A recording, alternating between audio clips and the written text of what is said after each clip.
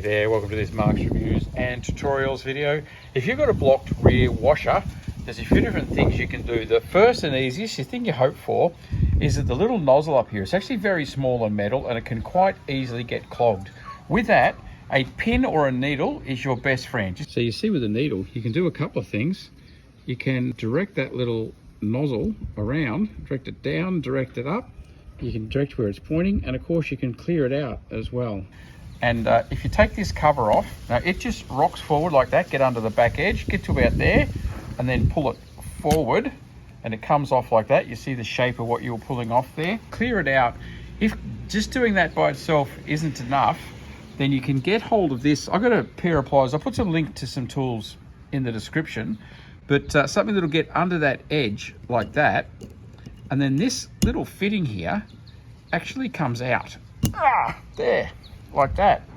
Now, what you now do is jump in your car and go and try it, and probably it'll come squirting out here. If it doesn't, there's a few different things to look at. Listen for the motor, see if you can hear the motor going or not. The motor, believe it or not, is in under the guard here. To get to the motor, it's right there behind that metal, but you can't get at it. You've got to remove your wheel, remove the inner liner, and you've got to pull forward. Have a look at the video up here. I'll show you how to do that.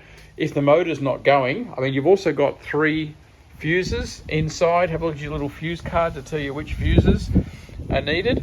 But let's have a look at this little thing we've pulled out the back. You see there how you can direct that around. If you put your needle in it to clear it, that little metal ball bearing, and you can also direct where it goes. You can also put the needle up there to clear it. It's all very, very small, so it can, of course, get blocked. Hopefully, though, if you turn it and it now squirts out, it'll come pouring straight out here. It shows that everything's good apart from this. Now, with this, you can just press him straight back in once you've cleaned it, and you can see you can direct where it goes, but the little cap that goes over the top has only got so much range in it.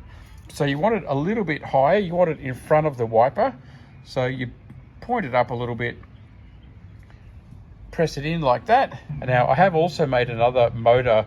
These guys can get all gummed up inside the motor, and the motor can either be cleaned or the motor can be replaced. The whole wiper motor gets full because this actually comes through the middle of the motor. So have a look.